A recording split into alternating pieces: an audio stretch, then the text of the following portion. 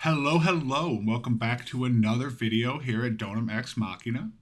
I'm Jiggles, same as before, and this time I'm going to go over something that I've had a lot of people asking about, especially in the wake of the most recent Cinderwing3D release, the remastered Crystal Dragon for the 3-year anniversary.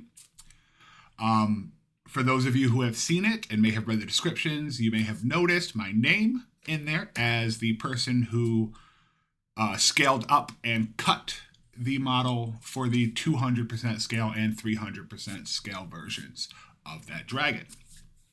And first off, I want to say that it was an absolute honor and a joy for me to be able to do this for Cinderwing. I spent quite a while getting it exactly right for the release. Definitely didn't want to have any issues going out there. But what I'm going to show you today is essentially how I did it and how you can do it on your own in the future for any dragon or anything else, really, that would have links or anything that you want to scale up because it won't fit on a single bed. So we're going to start here over in Orca. As you can see, I already have the new 2025 Crystal Dragon remake loaded here. This is just the base STL. Nothing modified about it as of yet. So what I like to do first is I actually like to do the scaling first. So we're going to go ahead and we're going to take the whole thing and we're going to scale it up. I'm not going to go the full 300 on this because it will just take a lot longer. But I'll show you how I did the 200, which is much easier. It was only 4 plates as opposed to the 11 plates that the 300% takes on a standard bamboo sized bed. So we'll go scale up here, 200 uniform across the thing. All right. So obviously this is too big for one bed. So I'm just going to go ahead and add the other beds that I will need. And I know how many beds I need because I've done this. So the first thing that we're going to want to do is split the dragon into objects, not parts, but objects. We need it to be separate objects. So the easiest thing to do now, go ahead and move it off the side here. Go ahead and reactivate that front one. And we need to take enough of the links,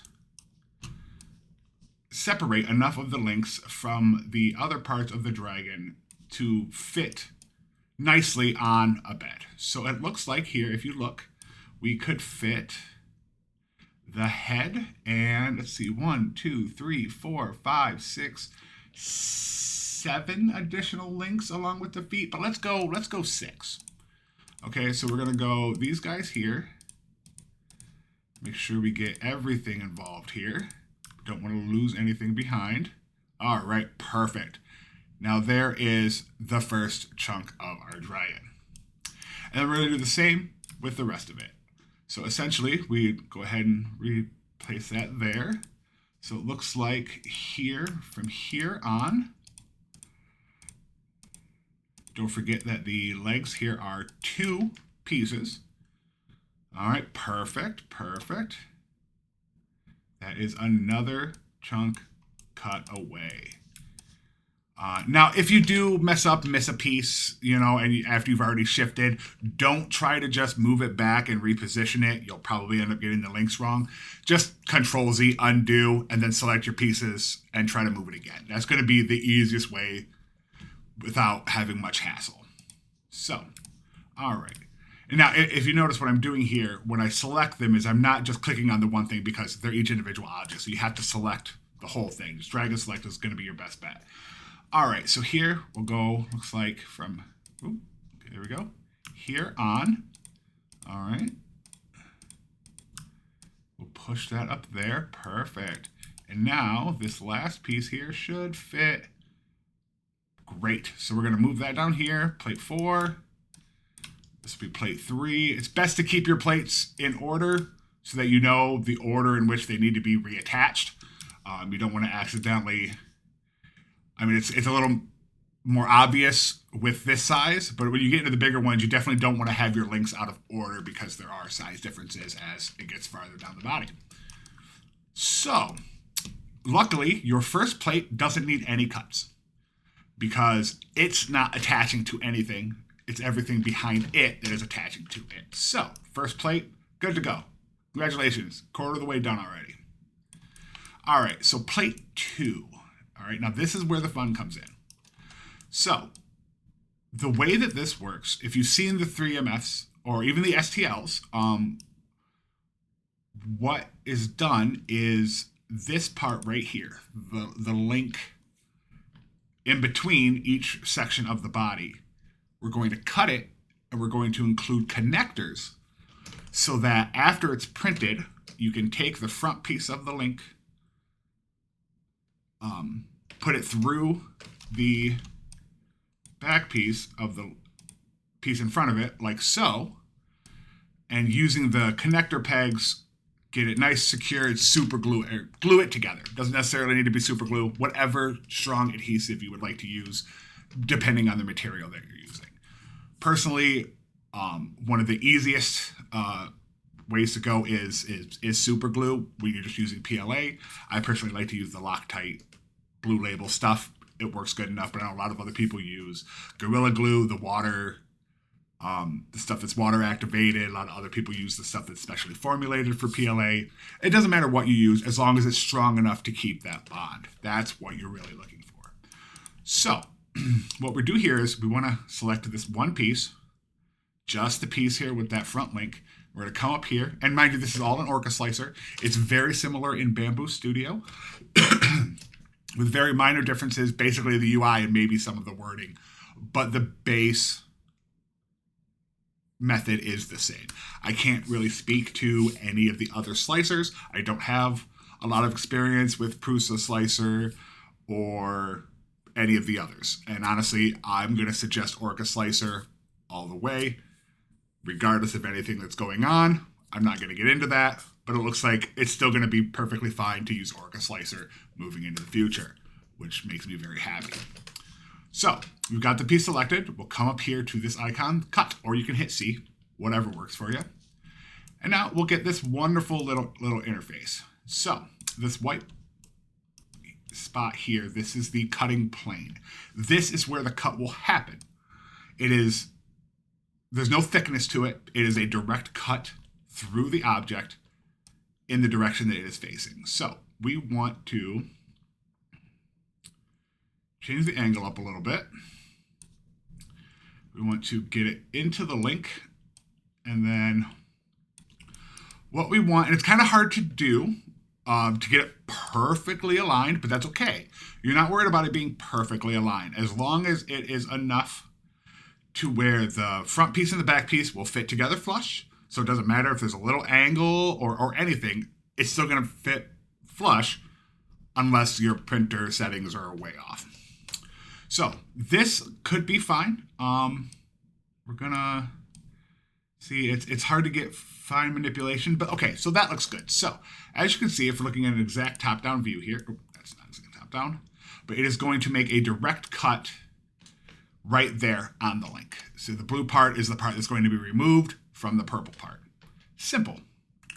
Now, up here in this interface, let's go ahead and take a look at this real quick. There are multiple things you can do, but for the most part, what you're going to want to do, and this will just save you a little bit of sanity and time, is uncheck the place on cut option. I will show you what that does. If you do that and you hit perform cut, basically it's going to stick the thing right where the cut happened. I have had some instances where I accidentally had that selected for the back part, and you hit perform cut and it literally moves to where the cut is. So it's all, we don't want that. Absolutely not. So it's easier to just remove that option entirely, and then you can move that individual piece after it's been cut to somewhere else on the plate and arrange it however you need to. So at this point, we want to go to add connectors. This is how we create the connectors between the two pieces that we're going to cut. This is an incredibly nifty feature, quite powerful, lots of options. We're going to keep it real simple because you don't need anything special for this. The best bet is going to be a prism and a circle. Here you've got the depth, which is how far the pegs will go into the other piece. And so how deep the hole will be on the other piece. And then the size, which is the size of the, in this case, circle as a whole. And then on the right here, so you see they got the depth of 3 millimeters. So the pegs will be 3 millimeters long and the hole will be 3 millimeters deep. But over here, you've also got the additional tolerance. Now, I know a lot of people want it to be super secure. It's very difficult to have low tolerances on these because you're not looking for a snap fit. You're just looking for the pegs to go into the holes to provide a guide for you to hold the thing in place and give it a little bit of structural integrity while the glue is setting. So what I have found works well is a 0.5 millimeter tolerance change here. This gives it a little bit of leeway, allows things to move in and out much smoother, and you're not trying to press or grind the pegs into the holes, or don't have to sand stuff down or anything, as long as the tolerances on your printer are, calibrated well. So on the 200%, I think a 3 millimeter depth and a 2.5 millimeter size should be all right. So what we do here, once you've selected your size and everything, you're going to just go ahead and click. Wow, look at that. Actually, we might want to make these a little bigger, and that's okay. So we'll go ahead and select one, and let's make the size. Let's make it 4 millimeters. We'll just make it a little wider here. Okay, perfect. Now these pegs are going to be created on this side, and if you change it up here, you will see these are holes that are going to be created on the front part. So 3 millimeters deep, 4 millimeters for the circle. That should be fine. Again, this is, play around with your own. Your best bet is going to be until you can figure out your own perfect peg sizes and situations. What a lot of us will like to do is we will make a second cut right around here of that first thing that we're doing and just take the front part, so it's a quick print, so that we can test the pegs. Test and make sure that it's going to work before we print a whole set of 6 or 7 pieces all together, and then all of a sudden the pegs don't work, and it's a huge hassle to go back and try to correct it without having to redo the whole thing. So all right, so at this point, I think we've got a good confirmation here. So we're going to go ahead and confirm connectors. All right, and then we'll go back to this original page. So make sure place on cut's gone. We definitely want to keep both of the parts. We don't want to remove a complete part. We're just separating them. So now we'll go ahead and hit perform cut. Boom, look at that. Oh, and you see there are now pegs right here on this part of the link. And you can see holes. Well, negative volumes anyways, that will become holes when sliced. And that leads into another thing that I will discuss briefly, and is one of the main ways that I had to do it for the Cinderwing Dragon, because we strive for full compatibility as much as we can over a myriad of slicers. And a Prusa slicer is a little bit different when it comes to negative volumes on 3MFs and stuff like that. So either way, so you've got this, shift it to the side, and your best bet is to just go ahead and realign it so that it's going to be flat on the surface that way. And then if we go ahead and just toss a slice onto it here real quick.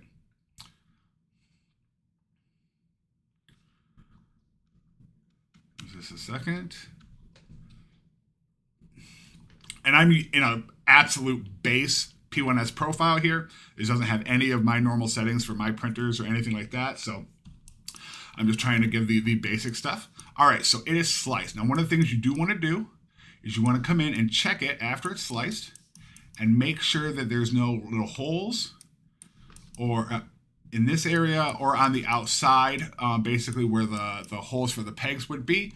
Because sometimes if they're a little too deep or in the wrong position or they're a little too wide, the negative spaces can actually peek out from the sides of the links, and you don't want that. So if you do see that, go ahead and pull it back. You're gonna have to go back to the prepare, and you will actually have to undo a couple of times to go back to before the cut and then re-perform the cut. Luckily, all of your settings are still there, so all you have to do is go in and select your pegs, change the size, the position, whatever's needed. And so it's always good to check this on each piece before you move on, just so that if you do have to go back and change something, you don't have to go back and change everything, because this is the first cut, but there's 2 others.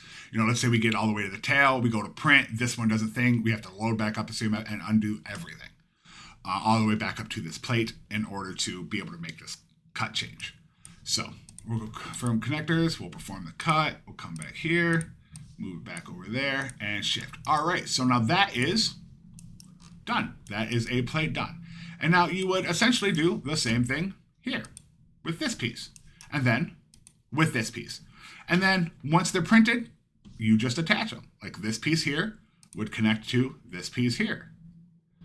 And this piece here would connect to this piece here. And then of course the one that we did cut will connect right here. And then boom, big dragon. And this should work with any of the Cinderwing dragons. Probably anything else that uses a similar linking structure. I haven't tried it with any of the articulated stuff that's less linking and more like full within itself. Like I do a lot of the Matt Meyer stuff. I love his work. I don't know how well this would work when scaling stuff up. Mainly because I know there are links, but they're also usually more hidden by the body itself. And the issue with cutting is that if you're going to do a cut, it's across the whole object in that plane, period. As far as I know, you cannot make this smaller. So you cannot... So if you were going to cut the link in the middle of, let's say, the Matt Meyer possum, it would cut through the outside of the body as well, which could make it a little weird, because then you're definitely going to see that, you know, if you try to re-glue it, you're definitely going to see that seam. And that's not what you're looking for here, really. I mean, the only way people are going to see these cuts is if they, one, know they're there or are really, really looking. But if you're good with these cuts and get them glued well enough, it shouldn't matter. They should be nigh invisible unless someone's really looking really, really hard. And even then, it's not in a place where anybody's really going to see it. So that's why this is fine. Now, a few tips are a few things. So this is one of the mods that is a blanket approved mod by Cinderwing. This and things for keychains and earrings and stuff like that. Those are pretty much the only approved mods across the board. Anything else you want to do, you have to get permission.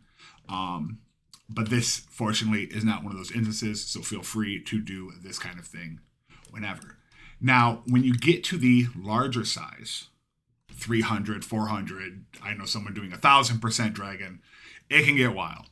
But when you get bigger, you're going to end up having less of these pieces on each plate, which means that you'll need to do more cuts, of course. But in a lot of cases, you won't be able to leave the legs attached to the body during this. In the case of the 300% scale Crystal Dragon that was just released, that is the case.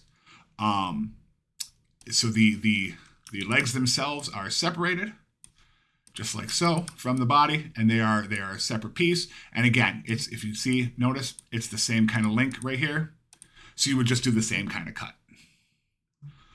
So it's going to be the same kind of cut regardless. You just might have to change, you know, how you're angled, the size and depth of your pegs based on where on the body it is. With the 300% one, the cuts at the front of the dragon are a little bit bigger and deeper than the ones closer to the tail, because those pieces get smaller and smaller as it goes along.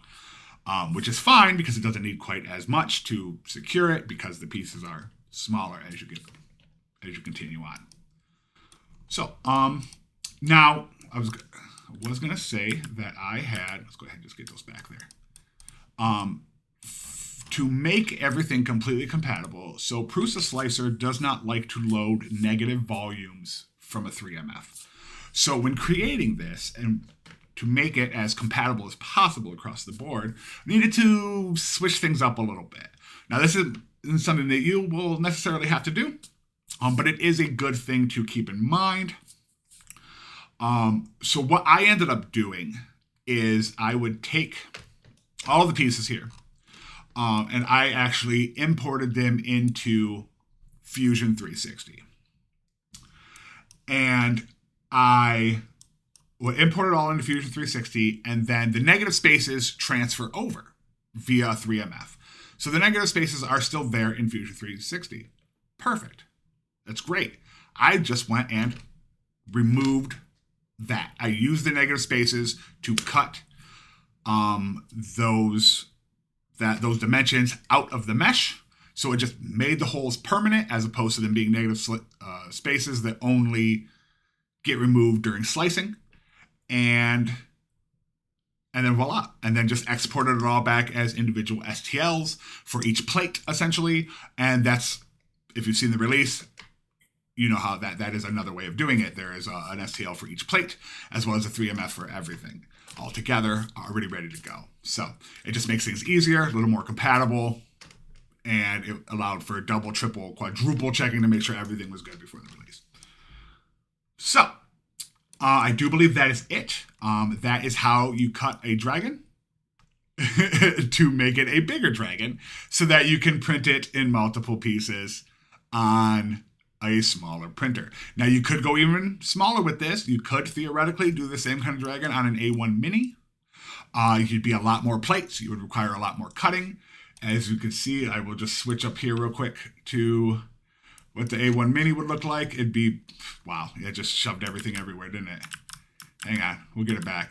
It's a weird little thing that happens. But yeah, as you can see, you would need to do quite a few more cuts in order to fit onto that particular sized bed. And of course, if you have bigger beds for whatever, you know, XL, K1 Max, any of that, you know, it's gonna be, your cuts are gonna be based on your printable area. We just went ahead and used the basic bamboo size because that is kind of just about the standard across the board, that 250, 256 size plate. And it just seems to be the most common nowadays. So obviously, if you have something like the Orange Gigastorm or whatever, you could just do the whole thing at 300% in a single piece. Go for it. You don't need to do any of this. But not many people have that, as far as I know. So yeah, so there we go. That is how you cut a dragon. That is how you make a dragon huge. Now, obviously, if you're going even bigger, 1000%, you know, 20-foot long dragons or whatnot, there's a lot more to it. In a lot of cases, you end up having to split each individual body part into multiple pieces and print, like, you know, each single body part might take 2 or 3 plates and then have to be attached, and then the links attached each way. There's a lot more work involved in that, and not something that a lot of people are going to do. And if you're even considering it, get this down first. Figure this out, and then I'm sure you can work out how to do the bigger stuff, because it's going to be a lot more complicated. It's going to take a lot more time just to do the cutting and to make sure everything is right. Not to mention the sheer amount of time, material, and patience it will take to put it all together after you've printed it. So, well, all right. I am going to go ahead and close this out for today. I will leave links to the Dragon release in the comments. And if there are any questions or anything, please feel free, throw them in the comments. I will answer as quickly as I am able. And any suggestions on what other kind of interesting tips or techniques might come up, might be interested in me doing next, just let me know. All right, and you know, as always, keep calm and jiggle on.